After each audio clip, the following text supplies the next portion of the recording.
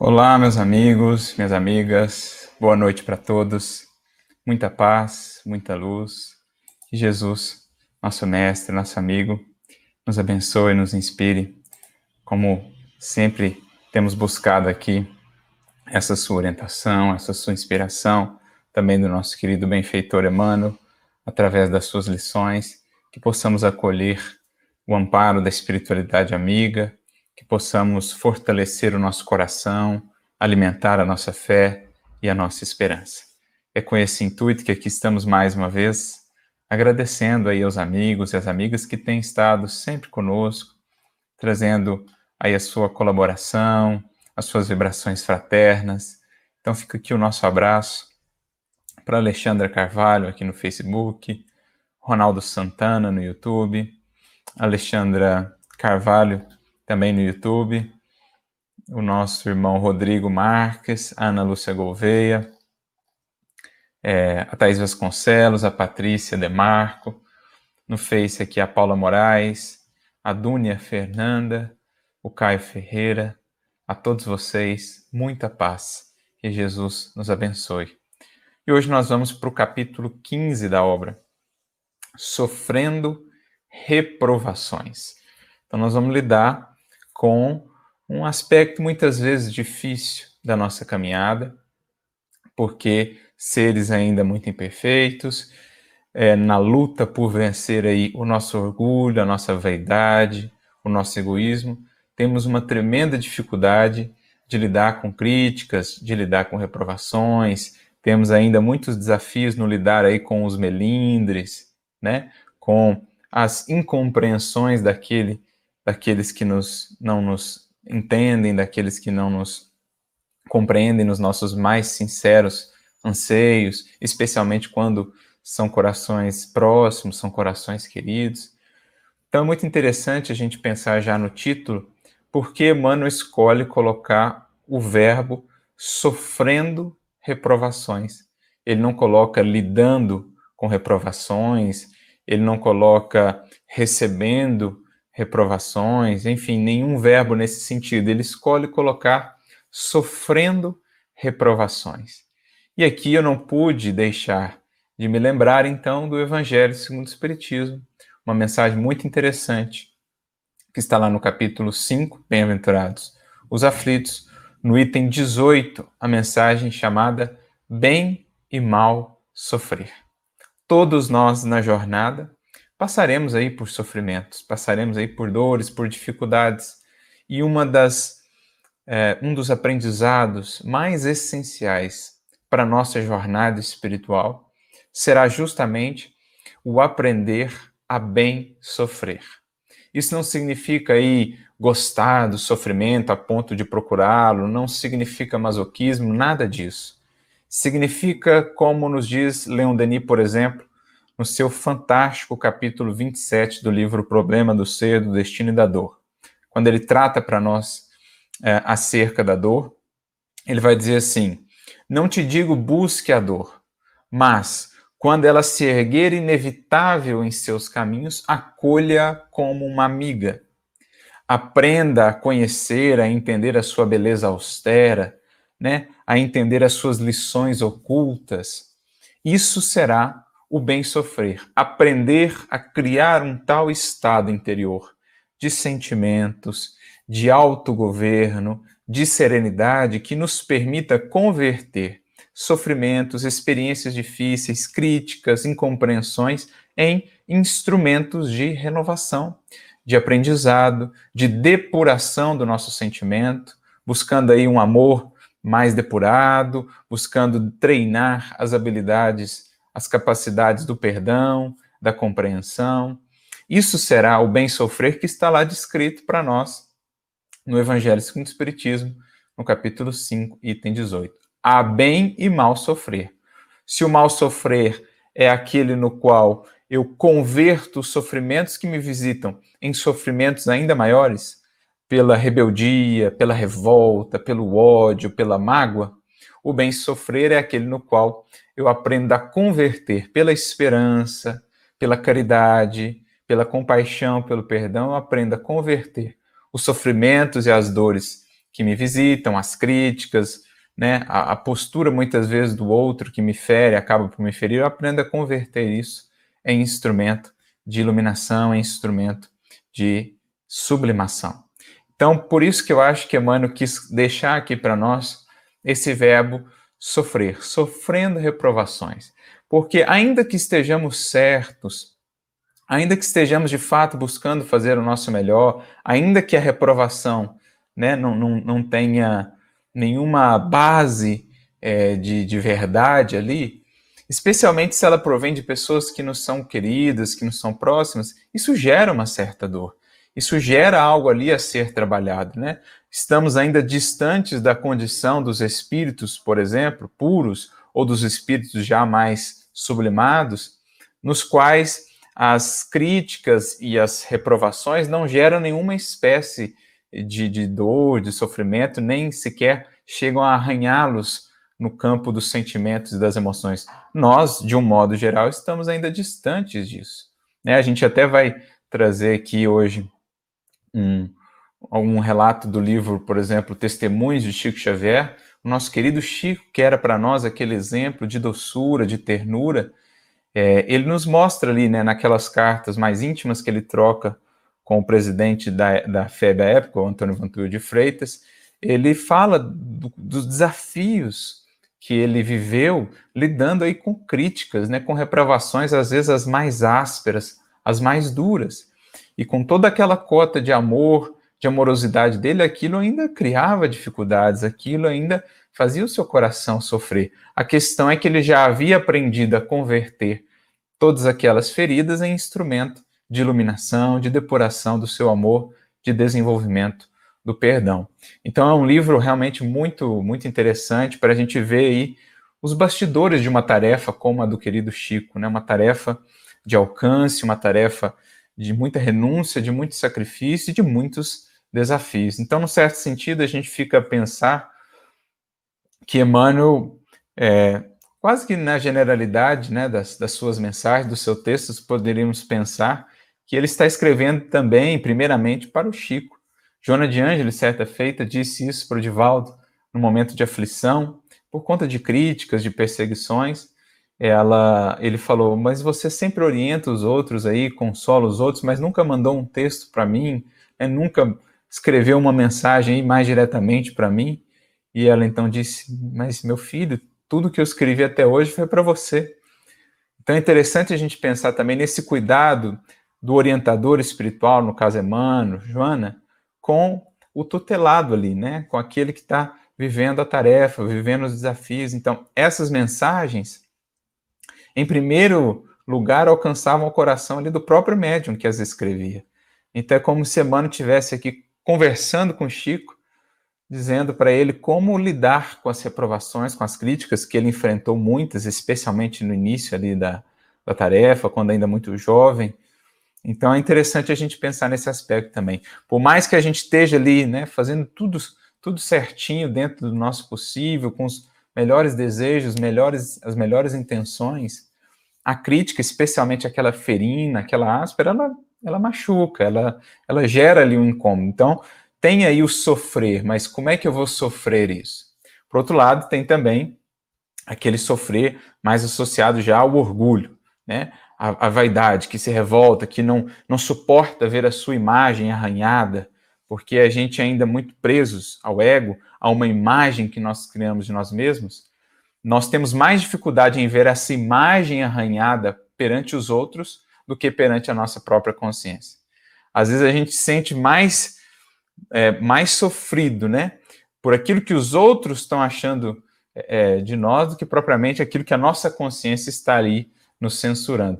Muitas vezes a gente investe mais em esconder dos outros determinados equívocos, né, esquecendo que da nossa consciência nunca nos escondemos. Então a gente ainda a gente se preocupa mais com essa imagem que apresentamos para os outros, às vezes cometemos um equívoco, criamos ali toda uma estratégia para que os outros não venham a saber, para que aquela nossa imagem não seja arranhada, esquecendo-nos de que o mais importante é a nossa consciência, que está sempre nos vendo.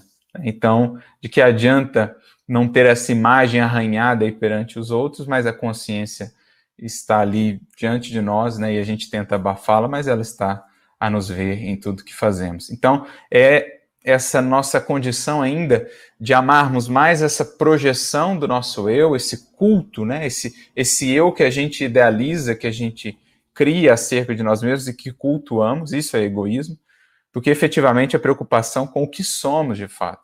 Porque se essa existe já, então a gente já está dando um dos passos mais significativos para aprender a lidar com quaisquer críticas, com quaisquer reprovações, porque eu vou estar, antes de tudo, preocupado com a minha imagem perante a minha consciência. Essa é a mais fundamental. E se ela estiver ali tranquila, por mais que os outros não nos entendam, por mais que os outros nos critiquem, a gente tem essa segurança de uma consciência tranquila. Então, achei interessante a gente fazer essa pontuação já sobre esse verbo, sofrendo reprovações, porque é uma escolha singular, né? Sofrer reprovações, que a gente possa buscar o bem sofrer. É esse todo o objetivo desse capítulo que Emmanuel nos traz, para a gente manter assim a calma e a serenidade diante das reprovações, diante das críticas. Estarás possivelmente sofrendo reprovações que te pareceram injusto espancamento espiritual. Então a gente vai ver, existem basicamente dois caminhos diante da reprovação, e ele vai apresentar isso aqui um pouco mais adiante. Aquelas que vão ter uma certa base, e se eu tiver humildade, poderei acolhê-las e renovar-me muito com elas, e aquelas outras que nascem realmente dos julgamentos falseados dos outros, que não conhecem sinceramente as nossas intenções, a nossa caminhada, os nossos esforços, enfim, e que criam, às vezes, visões equivocadas sobre nós outros, sobre as nossas atitudes, sobre as nossas intenções, e isso muitas vezes nos fere. Como disse, né, na condição em que ainda estamos, distantes daqueles espíritos que já nem mais se deixam ofender ou se deixam arranhar, né, como o mestre, por exemplo, e outros espíritos já mais sublimados, a nós, ainda que estejamos ali fazendo o que é correto, ainda que estejamos com a consciência ali minimamente tranquila a respeito daquele assunto, quando chega uma crítica ferina, quando chega uma crítica que não tem base na realidade, isso nos fere, isso nos machuca num certo sentido. Mas aí fica o convite, e é o que a gente vai buscar entender aqui, para criarmos os recursos de lidar com isso, o quanto antes e da melhor maneira possível, para que isso não vire ali um quisto, né? Não vire ali uma cristalização, um processo de adoecimento do nosso sentimento, da nossa emoção, para que isso não venha prejudicar a nossa harmonia, a nossa estabilidade. Mas a gente precisa aprender a desenvolver, então, essa capacidade de resiliência. Resiliência é uma capacidade muito interessante, é uma capacidade que a gente estuda muito nos materiais, né, na engenharia, que é essa capacidade aí de absorver, né, a energia ali, o choque, né, ter essa resiliência, essa capacidade de acolher esses impactos, por exemplo, de críticas infundadas, de ofensas, de calúnias, acolher essa energia sem quebrar, né, sem se deixar ruir ali, né, sem se desestruturar. Essa é uma faculdade, é uma virtude fundamental para a nossa jornada espiritual. Aprendemos a criar essa resiliência para lidar com esses espancamentos espirituais que vão surgir na interação, na convivência com os outros. A gente sempre vai lidar ali com alguns que não nos vão compreender, alguns que vão nos criticar, outros que, de maneira áspera, vão realçar as nossas imperfeições, os nossos equívocos, né? Aqueles que se colocam muitas vezes ainda como adversários, como aqueles que não nos compreendem, que não simpatizam conosco. A gente vai lidar com esses choques. É da convivência humana, né? A gente lidar com esse contato entre as frestas, entre as arestas pontiagudas que cada um de nós ainda traz. A gente precisa, então, criar essa resiliência espiritual e aprender a converter isso tudo nesse bem sofrer que nos fortalece, que nos enrijece no bom sentido, não de dureza, de frieza, mas enrijece no sentido de tenacidade, de resiliência, de força para a jornada. E aí ele começa, então, trazendo para nós algumas orientações sobre como fazê-lo. E ele começa dizendo: inicialmente, adota o silêncio sem fazer comentários. Então, aqui nós temos uma lição que é fundamental para a nossa construção espiritual, que é vencer a impulsividade. Né? Vencer esse ímpeto que nos leva a agir assim, sem razão, sem reflexão, sem ponderação, né? Deixarmos aí conduzir pelas paixões, pelos instintos, muitas vezes, pela animalidade que ainda está viva em nós. Esse é um dos passos mais fundamentais da criatura para o conhecimento, o governo de si mesmo, melhor dizendo, que é fruto do conhecimento de si mesmo, né? É esse governo de si mesmo, esse aprender a esperar, esse aprender a agir com cautela, a não agir ali de cabeça quente, no impulso, no ímpeto, no calor do momento. Aprender a fazer esse silêncio, mais do que um silêncio verbal apenas, a fazer esse silêncio ali, né, dos ruídos turbulentos da nossa emotividade, quando desequilibrada. Quando a gente recebe aí uma crítica, quando a gente recebe ali uma ofensa, isso aciona em nós aquele turbilhão, né, do passado, aquilo que a gente vem repetindo às vezes há séculos, os gatilhos aí do revide, da revolta, da vingança, da ofensa. Então, para a gente aprender a agir com proveito, a superar isso, ao bem sofrer, a gente precisa, primeiro de tudo, aprender a não perder o equilíbrio, o controle diante de situações difíceis. É tudo que a gente está vendo nesse livro. Não só diante de reprovações, mas diante de uma dor, diante de uma perda, diante de uma decepção. Quantas vezes a gente não vê isso, né, nos livros espíritas, ou quantas vezes nós mesmos já não passamos por isso no pretérito ou na presente encarnação, em um momento, né, de loucura, em um momento ali de impulsividade, a criatura comete um ato do qual ela se arrepende às vezes por toda uma encarnação, ou que vai lhe custar aí muitos anos, séculos às vezes, de reparação, de reajuste, enfim, quantos problemas, né, quantos montantes aí de lágrimas e de aflições nós não criamos, às vezes por causa de alguns minutos, de alguns atos que duram ali pouco tempo, mas que nos custam muito tempo em termos de reparação. O próprio André Luiz vai dizer, é uma frase mais ou menos nesse sentido, quantos anos, às vezes, para reparar alguns minutos de impulsividade, né, de loucura em que a gente se deixa conduzir pela animalidade. Então, o primeiro aspecto que a gente precisa, e é fruto, como disse, do processo de autoconhecimento, do parar para estar consigo, conviver consigo, é aprender a silenciar. Não só verbalmente, mas também a harmonizar as emoções. Muitas vezes elas ainda vão se agitar, né? No momento da dificuldade, no momento da ofensa, enfim. Muitas vezes aquilo ainda vai começar, mas você então vai acerenando a tempestade. Lembra lá o acalmar da tempestade, a passagem do Evangelho? Quando a gente chama o nosso Cristo interno, quando a gente cria essa intimidade com o Evangelho, quando a gente está realmente nessa convivência mais estreita com Cristo, nós conseguimos acioná-lo, nós conseguimos chamá-lo no momento da tempestade para que ele pacifique os nossos quadros interiores. Então, a gente tem um exemplo muito interessante disso, que é o apóstolo Paulo. Se a gente lê a primeira parte do livro Paulo e Estevão, a gente vê o quão impulsivo era Paulo. Ele era muito assim, de fazer ali no impulso, né? de arroubo, né? daquela coisa das paixões, daquela coisa da explosão. Tanto é que uma hora lá, quando ele começou a ver que estava perdendo na argumentação para Estevão, ele, um doutor da lei, culto, né? Estudado nas escolas de Alexandria, com os maiores mestres de então, né? de reputação, prestígio, ele perde completamente a cabeça e parte para a agressão física. Diante de todo o sinédrio, parte para a agressão física em Estevão.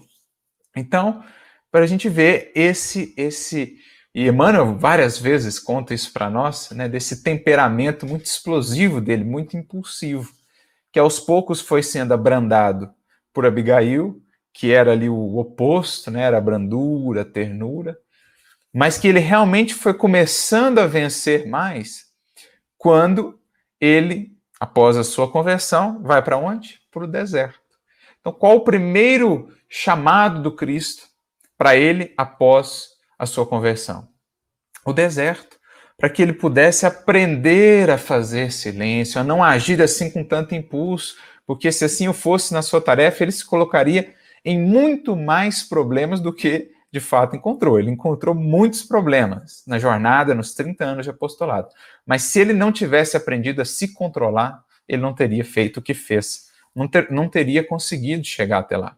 Porque ele teria se perdido, enfim, teria perdido muito provavelmente a própria vida se não tivesse ali mais reflexão, mais ponderação, se não aprendesse a se controlar. Né? Tanto que antes de ir para o deserto, ele já naquele impulso, no ímpeto, vai pregar em Damasco, tem uma decepção tremenda ali, né? E depois vai para o deserto, e aí a gente sabe, né, toda a história, depois volta, vai para Jerusalém, e aí volta para Tarso, fica ali mais 3 anos no tear, aprendendo silêncio.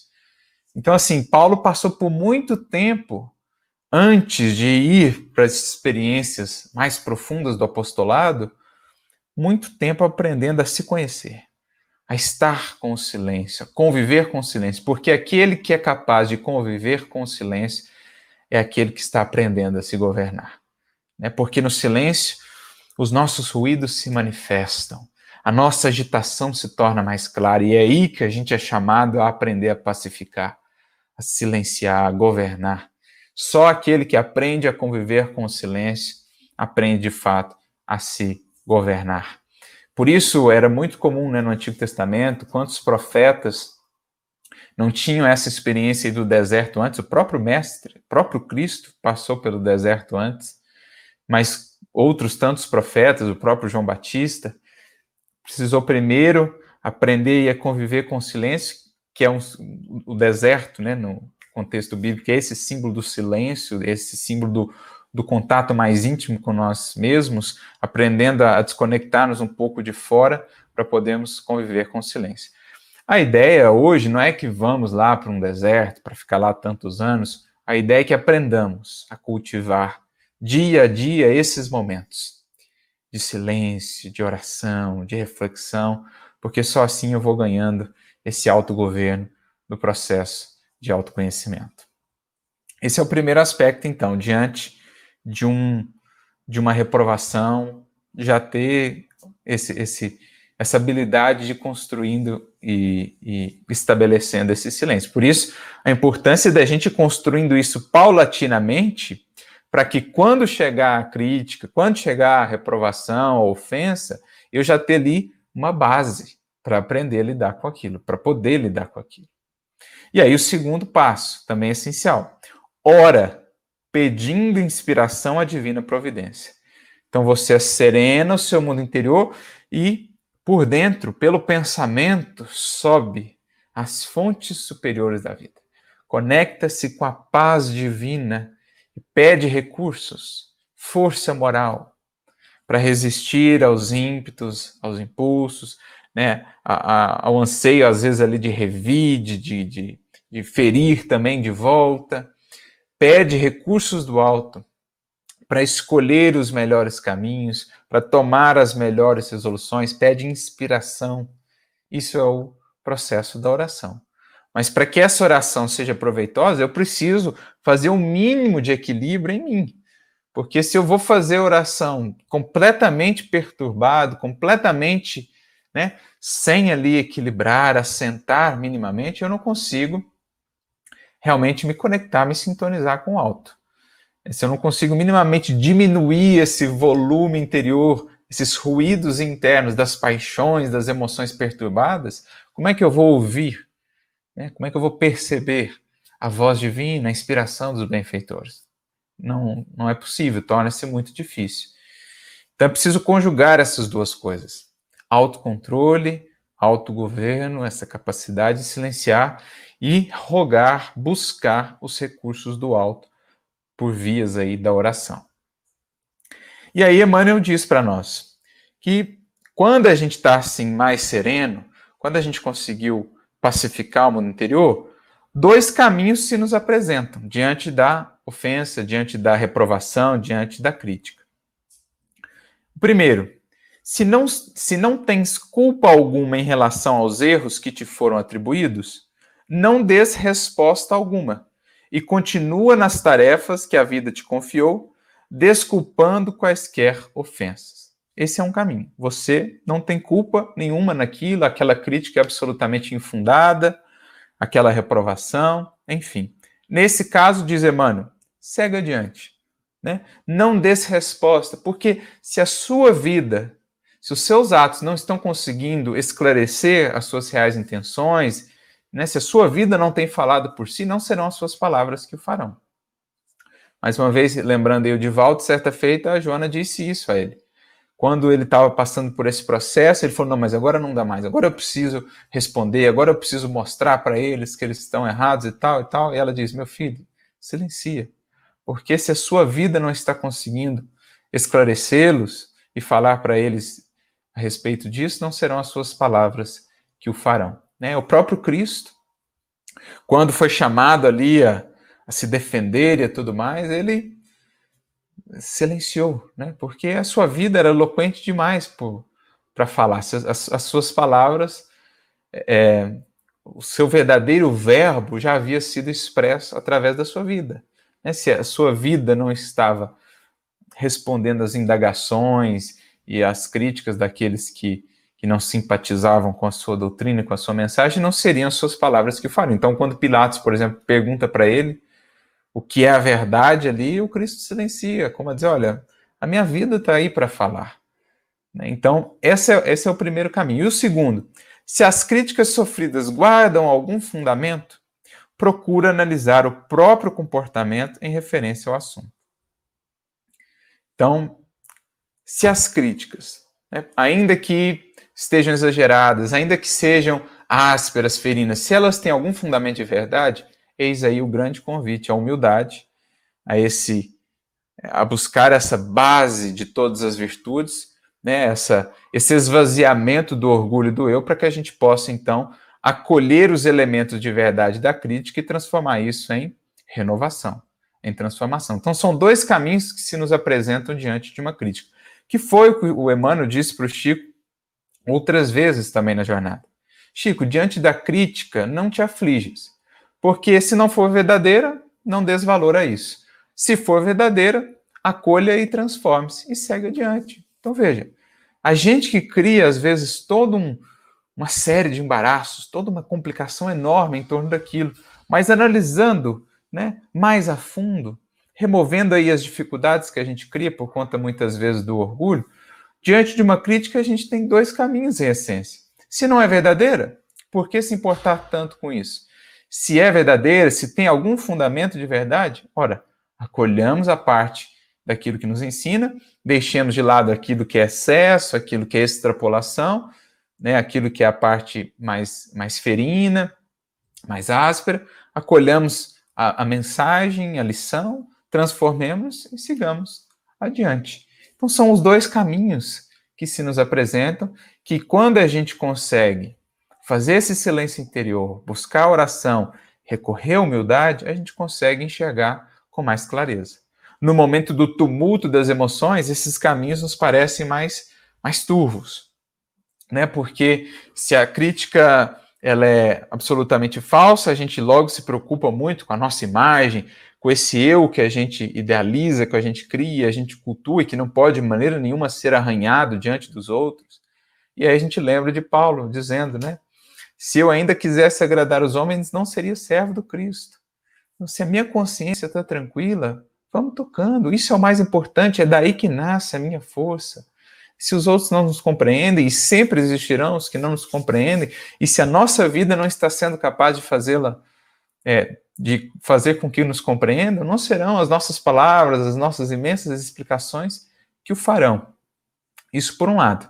Por outro lado, se a crítica ele tem um fundamento de verdade, Aí o orgulho se revolta, mais uma vez, a nossa imagem não pode ser arranhada de maneira nenhuma, né? E, enfim, aí a gente se complica, a gente se revolta, a gente devolve no mesmo tom, ou ainda de maneira pior em relação ao indivíduo, e aí a gente complica todas as circunstâncias, enfim.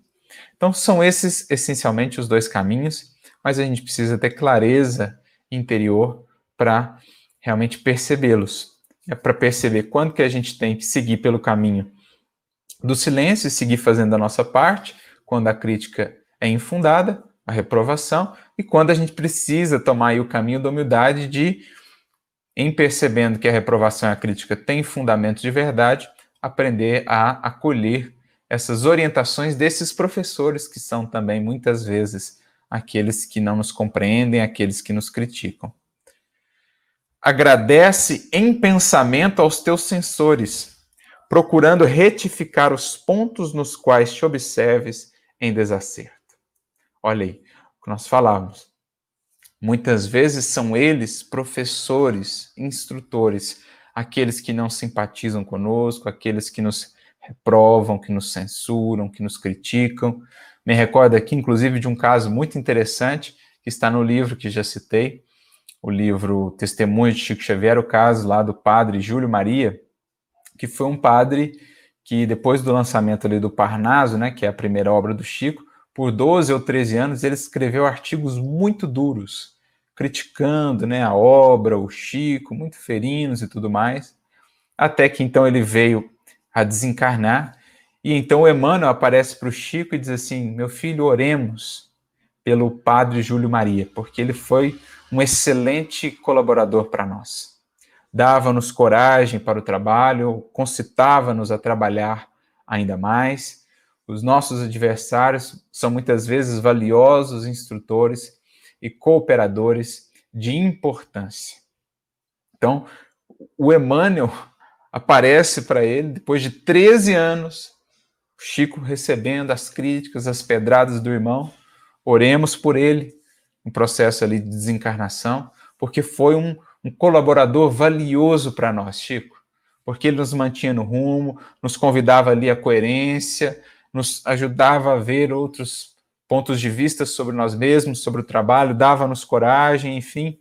Olha para você ver o que é a perspectiva, né, de um espírito benfeitor com relação a isso. E ele ainda diz uma frase fantástica assim para o Chico, né? E com relação àqueles que te criticam, te reprovam, não te agastes muito, Chico, porque é o martelo que atormenta o prego que o torna mais seguro e mais firme. Então, olha, né, o martelo que atormenta o prego é o que torna ele mais firme e mais seguro.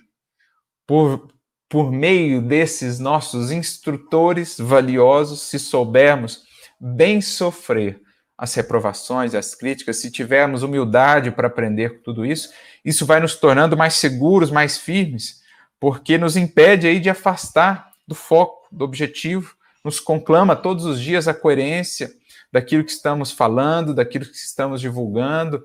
Então, se bem aproveitado aí o martelo, ele acaba nos dando mais segurança e mais força para o trabalho.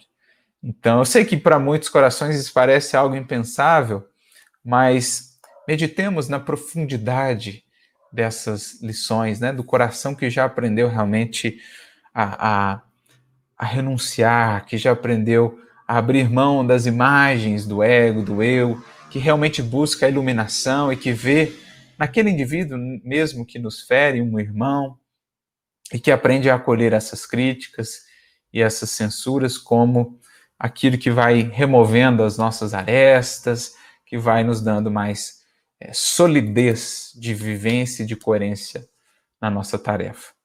Então, agradece em pensamento aos teus censores, porque em fazendo isso também, você está, da melhor maneira possível, né, renovando, colaborando para que eles renovem a visão que tem de nós. Quando a gente está aí agradecendo, orando por um irmão desse, essas vibrações o alcançam e vão aos poucos renovando o seu sentimento a nosso respeito, vão aos poucos abrindo novos horizontes, né? Acendendo uma nova luz em sua visão a nosso respeito.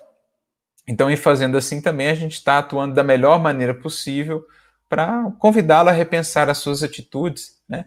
Em revidando com o bem, em fazendo o nosso melhor, continuando a trabalhar sem revidar de maneira agressiva, sem revidar com a mesma moeda, a gente está exemplificando, a gente está dando aí o exemplo de coerência ao Evangelho que aos poucos vai fazendo o outro repensar. Então, é muito bonito, o Chico usou muito disso ao longo da sua vida, né, buscando aí aprender sempre, mas buscando responder, geralmente com a eloquência do silêncio e do trabalho, do serviço ainda maior.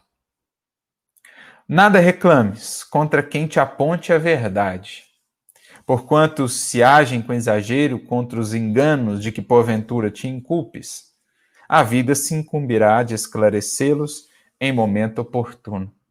É aquilo que se diz, né, que a verdade tem voz. Então, por vezes, nós até temos ali um certo equívoco, por vezes o que o outro fala a nosso respeito tem ali um fundamento de verdade, mas ele exagerou muito aquilo. Ele aumentou muito aquilo, extrapolou muito aquilo. Então, acolhe os fundamentos de verdade que é ali na censura, na crítica, e no mais, segue adiante e deixa ao tempo trazer aí ou fazer-se a voz da verdade, já dizia, né? Num certo sentido, que a verdade é filha do tempo, ela resulta aí do passar do tempo, porque é isso, nada podemos contra a verdade, dizia o apóstolo Paulo. Tudo aquilo que está ali obscuro, um dia vai vir a lume. Tudo que é verdadeiro, um dia vem a lume, um dia vem à tona. E em seguindo, servindo ainda mais, perdoando, buscando o silêncio, nós estamos ganhando em termos de crescimento espiritual, aprendendo abnegação, aprendendo renúncia, aprendendo desinteresse real, aprendendo a superar as raízes mais profundas que ainda trazemos do egoísmo e do orgulho. Estaremos crescendo, estaremos crescendo. E no mais, a própria lei divina há de um dia esclarecer as coisas, porque a verdade tem voz, a verdade aí é filha do tempo nesse sentido. Então, sigamos fazendo a nossa parte, sigamos fazendo o nosso melhor e deixando ao tempo também o esclarecimento das coisas, né? E orando, como foi dito aqui já, orando pelo irmão, para que possa aos poucos repensar. Muitas vezes é o próprio irmão que, em renovando a visão acerca de nós mesmos ou da atitude, é que vai buscar retificar aquela visão que foi criada, aquela informação que foi veiculada. Saibamos confiar nessa força da verdade, porque, como dizia Paulo, nada podemos contra ela, senão a favor dela. E ela sempre vence e ela sempre supera todos os sofismas humanos, todas as criações ilusórias e falsas humanas, ela acaba por colocar por terra.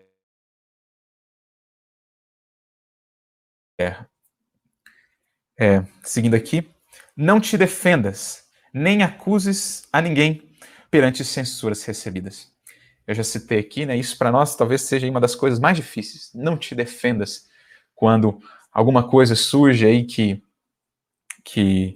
nos impacta, né? Que nos censura, que nos fere, enfim. Claro que no âmbito aí da justiça terrena, se acontece alguma coisa, né? O indivíduo vai recorrer aos recursos e tal. Mas no âmbito das críticas, por exemplo, eu me recordo de Kardec, quando na Revista Espírita de novembro de 1858, ele tem um artigo chamado Polêmica Espírita, em que ele fala das inúmeras críticas que recebia, o espiritismo, a sociedade parisiense e ele próprio. E ele diz então que as críticas a respeito dele próprio, ele nunca as respondia. Ele nunca se dedicava a elas, porque degeneravam ali em personalismo. Enfim, o silêncio, julgava ele, era sempre a melhor resposta. O que era diferente no caso das críticas à doutrina espírita, sobretudo aquelas infundadas, aquelas que semeavam a confusão no entendimento acerca da doutrina espírita, que apresentavam uma visão falsa do espiritismo para outras pessoas. Essas, dizia Kardec, eram as polêmicas úteis. Aquelas que arranhavam a imagem da doutrina e não a dele, Kardec, porque ele estava aí tranquilo com a sua consciência essa era, de fato, a paz que ele precisava, era essa a resposta, era esse o aval que ele precisava da sua consciência, e no mais respondia às críticas que lhe eram feitas com silêncio. Mas sempre que elas respingavam na doutrina espírita, na imagem do espiritismo, então essas ele considerava polêmicas úteis e respondia, usava a revista espírita para fazê-lo. Também o Cristo, né, quando se tratava de defender os indefesos, de defender ali os desamparados, os excluídos, era ele o primeiro a se erguer, defendendo lá a mulher que foi pega em adultério, por exemplo, da lepredação, defendendo aqueles que eram excluídos. Tantas vezes no Evangelho nós vamos ver Jesus assim procedendo, defendendo os outros, especialmente os mais desamparados, mas no momento de defender a si mesmo, entregou-se no silêncio da renúncia e do sacrifício pessoal, que foi muito mais eloquente do que qualquer defesa que ele pudesse ter feito verbalmente, né? Em se entregando daquela maneira e com tamanho amor, com tamanho espírito de renúncia, com tamanho perdão, ele marcou o nosso coração para todo sempre, né? Não teve nenhuma censura, não teve nenhum revide aos discípulos que o abandonaram, àqueles que o atacaram, que cometeram para com ele tamanha injustiça, teve, pelo contrário, apenas palavras de perdão. Então a gente vê Jesus, do momento em que é preso até quase que a cruz, praticamente silencioso por todo esse período, né? E eles concitando, você não vai se defender, Pilatos mesmo, você não vai se defender, você não se defende, você não fala nada. E Jesus, né, se limita, como eu falei, a dizer, a minha vida está aí. A minha vida é a minha defesa, a minha vida é a minha fala, a minha vida é a minha resposta. Se ela não tem sido capaz de falar por si, não serão as minhas palavras que o farão. Então, com relação aos outros, o Cristo se colocou nessa posição de defendê-los, de ampará-los. Mas com relação a si mesmo, ele se entregou a esse silêncio eloquente. Assim também Kardec, no que dizia respeito a proteger a doutrina espírita, colocava-se ali como fiel protetor, elucidava sempre, explicava, mas quando a crítica se dirigia a ele próprio, ele seguia trabalhando, seguia fazendo, porque o seu trabalho era a melhor de todas as respostas. Continua trabalhando com sinceridade, contando as atitudes que desaproves em ti mesmo. Ou seja, é sempre importante adotar também essa postura de humildade, porque a ideia não é assim, então também não vou ouvir nunca mais o outro, o que importa é só eu mesmo, o que eu penso de mim mesmo. Não, cuidado para a gente também não cair numa postura arrogante. Eu estou sempre certo, eu não preciso dos outros, não preciso ouvir os outros, tudo que os outros disserem a meu respeito eu vou desconsiderar. Não é essa a ideia. É sim responder na maioria das vezes aí com silêncio e tal, mas sempre ouvindo para ver se não tem algo ali para a gente aprender, fazendo essa análise de nós mesmos, né? Colocando-nos sob escrutínio, a nossa conduta, o que temos feito, o que temos falado. Então, sempre ter essa postura de humildade para receber ali a crítica, a reprovação, analisá-la. Se não há nenhum fundamento de verdade, ok, segue adiante, consciência tranquila, o silêncio e o trabalho. Se há algum elemento de verdade, analisá-lo, trazer para dentro, digerir, trabalhar para mudar. Remove o que foi acréscimo, o que foi exagero, deixa de lado, o que foi expressão de ódio, de agressividade, deixa de lado, tira essa casca, que a gente não é do interesse, mas pega ali, às vezes, o núcleo ali que pode ter alguma lição. Então é isso, não é também adotar essa postura de prepotência, de presunção, não. Então tudo que disser a meu respeito aí eu não vou levar em consideração, porque eu me basto a mim mesmo, eu sou mais eu mesmo, e enfim, vou seguindo. Aí tem grandes chances, não da gente estar tranquilo com a consciência, não, da gente estar com a consciência eclipsada no orgulho e na vaidade, incapaz de ver as nossas imperfeições e achando aí que está muito bem consigo mesmo e que não importa as opiniões do outro. Então é preciso muito cuidado para que aquilo que Paulo disse, né? Se eu quisesse agradar os homens, não seria servo do Cristo. Ótimo, a gente não precisa ficar excessivamente preocupado com essa imagem que os outros terão de nós. Mas daí também a criarmos um culto a nós mesmos, de modo a menosprezar sempre o que os outros dizem a nosso respeito e nunca dar ouvidos de humildade a isso, aí nós temos um problema também.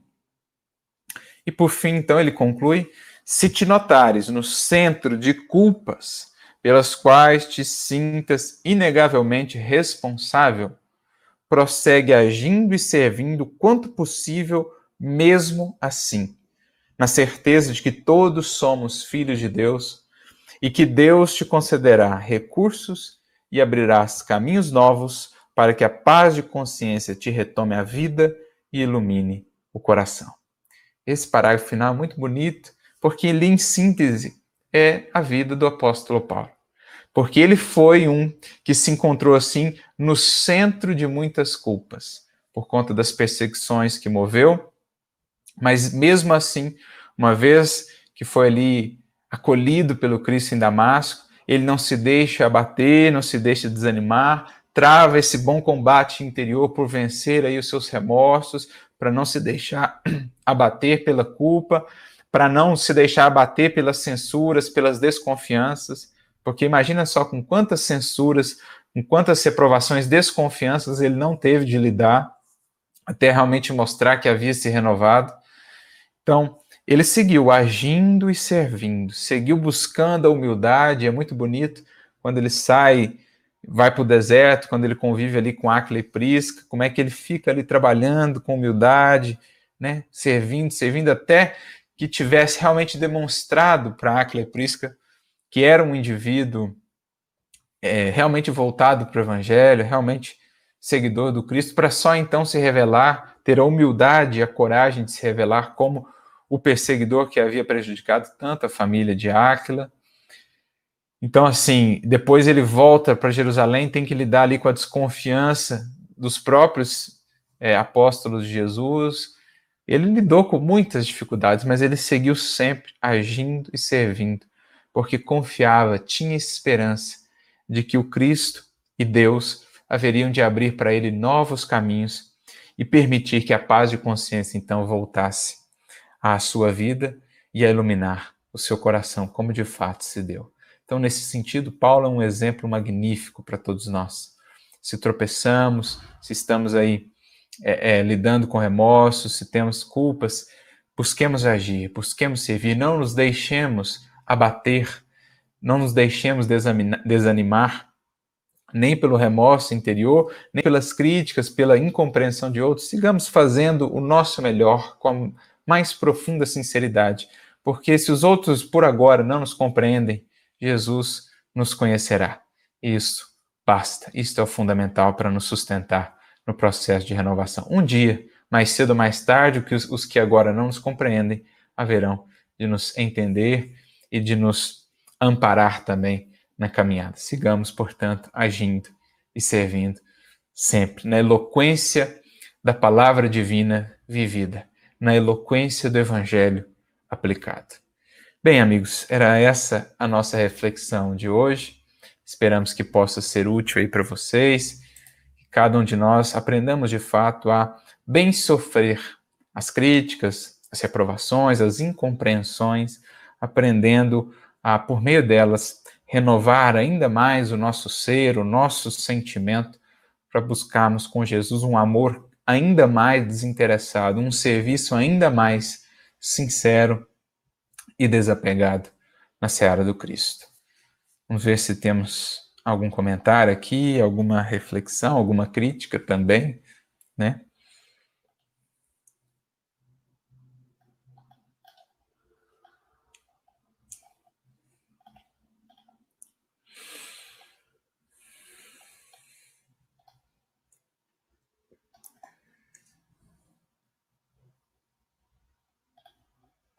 Cláudia Marques aqui no YouTube nos diz, né, que precisamos exercitar mais esses processos de acolhimento para que possamos superar essas dificuldades. E é exatamente isso, Cláudia, é tudo questão de exercício.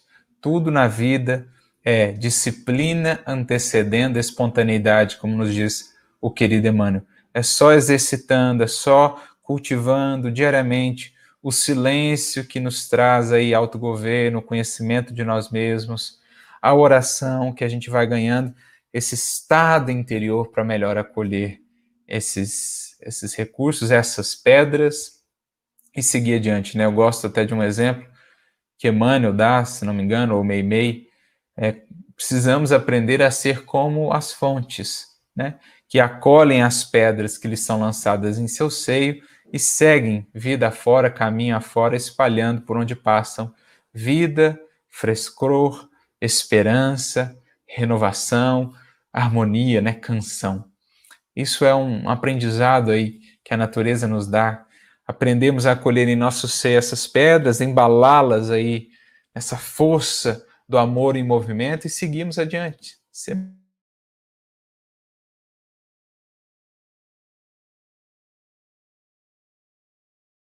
Refrigério, isso é a lição aí da resignação.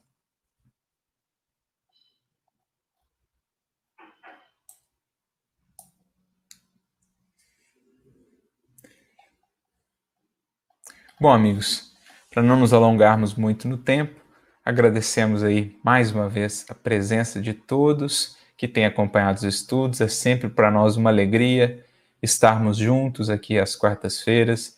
Que Jesus siga inspirando-nos sempre, não só no acolhimento da lição, mas sobretudo na prática que se faz aí, né, na sequência, ao longo da semana, ao longo dos dias, que saibamos colocar realmente na dinâmica da vida, da aplicação, tudo aquilo que temos recebido.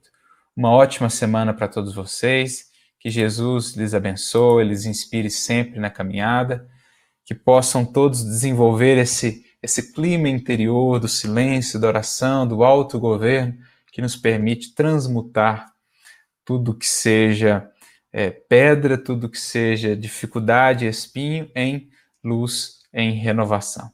Um grande abraço, então, para todos vocês e nos vemos dando prosseguimento aos nossos estudos na quarta-feira que vem. Muita paz, muita luz. Fiquem com Jesus.